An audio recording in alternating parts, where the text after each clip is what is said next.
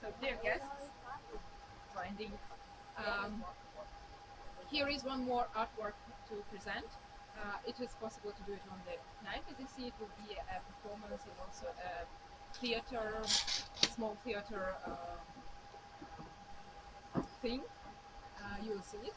And the artist, Olesya Papushnikova, she's, after all what you have seen, when people are more kind of reflecting on what's going on, she presented the most kind of theoretical and most future-oriented artwork.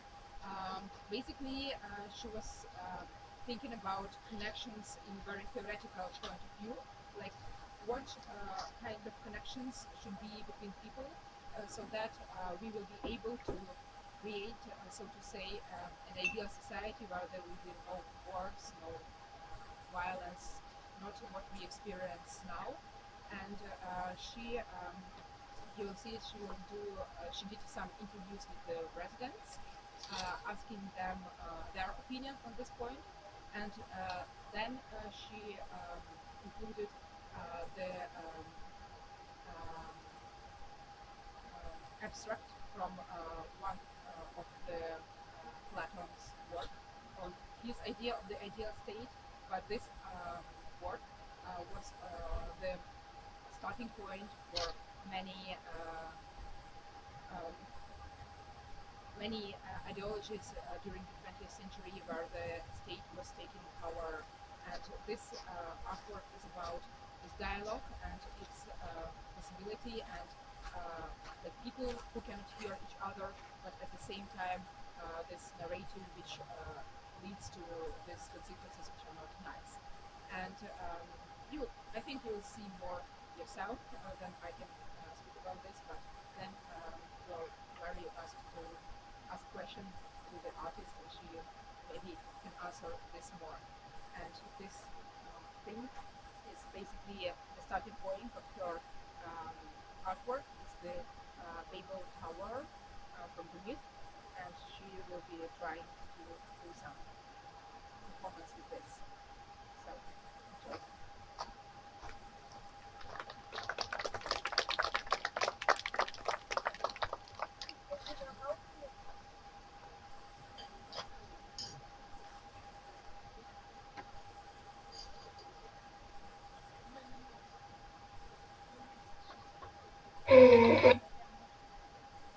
В ідеальному світі не має бути кордонів. Я взагалі не розумію, чому досі існує модель, де ми ділимося на країни, на якісь незрозумілі окремі суспільства. Я не вважаю, що світ має взагалі бути ідеальним. Тому що тоді, мені здається, мистецтво не буде існувати. В ідеальному світі нам всім буде нудно, напевно. Є тільки неможливим, а я навіть не хочу. Скажімо чесно, його існування в реальності, бо я розумію, що побудова ідеального світу за моїм світоглядом чи будь-яким іншим потребує, в принципі, повної руйнації поточного світу. Мені поточний світ в цілому подобається. Такий без'ядерний світ. Серйозно. Це просто неможливо, мабуть.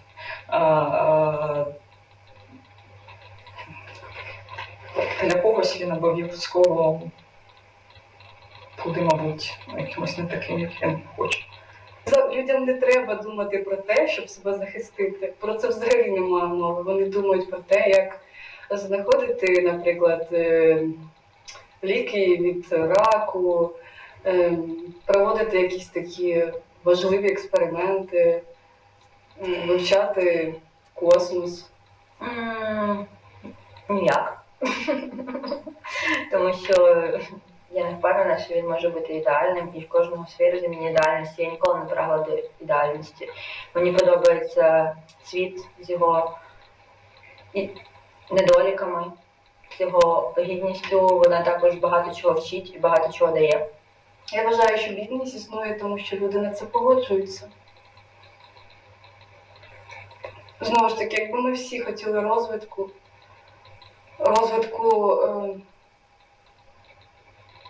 не тільки в матеріальному плані, а розвитку своїх думок. Бідність існує через нерівноправ'я, через те, що є якісь люди, які з народження вже привілейовані. Я просто не розумію, окей, є якась, напевно, можливо, сума грошей, яку людина дійсно може витрачати.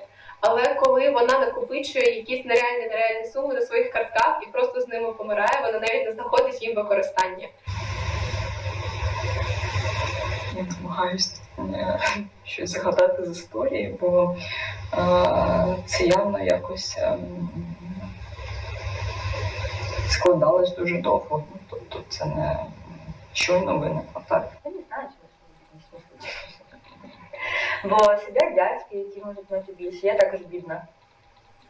І тобто моя бідність це зовсім інша бідність, ніж бідність, не знаю, в Африці чи де-інде. Бідність в сенсі якихось окремих, я не знаю, спільнот чи людей. Але також можна ж думати про країни третього світу. Чому так склалося, що вони, якщо так узагальнювати, так бідні. Мистецтво можна віднайти всюди. Мистецтво також хороше тим, що воно охоплює все. Навіть слюсар чи сантехнік теж створюють мистецтво. Або мусорщик. Мистецтво – це вираження своїх внутрішніх емоцій з допомогою будь-чого, щоб в тебе виходить найкраще. Робити те, що ти робиш найкраще, робити це з коханням, і тоді все буде ок. Справедливість – це ніби закон. Хоча, як не парадоксально, закон часто суперечить цьому.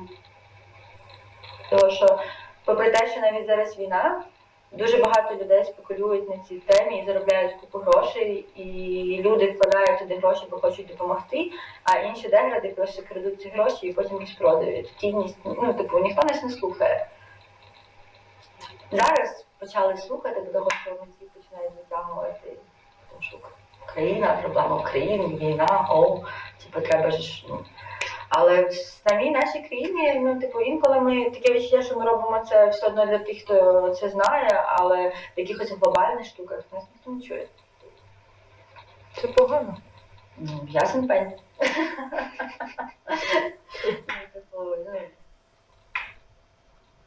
Це несправедливо. Ще одна галочка до того, як подумати, як світ може стати краще. Слухати митців. Митці поганого не скажуть.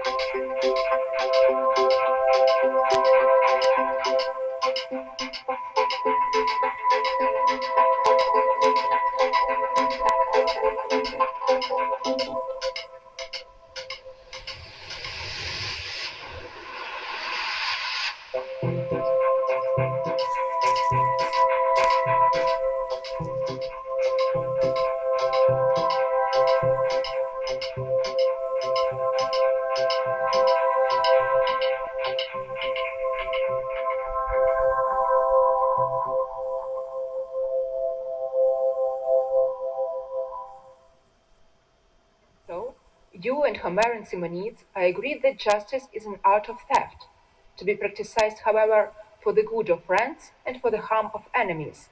That was what you were saying. No, certainly not that, though I do not now know what I did say, but I still stand by the latter words. Well, there is another question. By friends and enemies, do we mean those who are so really, or only in seeming? Surely, he said, a man may be expected to love those whom he thinks good, and to hate those whom he thinks evil. Yes, but do not persons often err about good and evil? Many who are not good seem to be so, and conversely. That is true. Then to them the good will be enemies, and the evil will be their friends. True. And in that case, they will be right in doing good to the evil, and evil to the good. Clearly. But the good are just and would not do an injustice. True. Then, according to your argument, it is just to ensure those who do no wrong?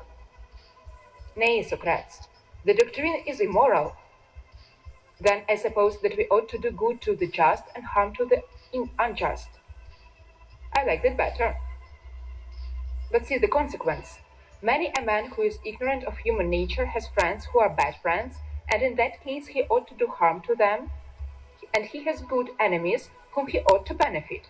But if so, we shall be saying the very opposite of that which we affirm to be the meaning of Simonides.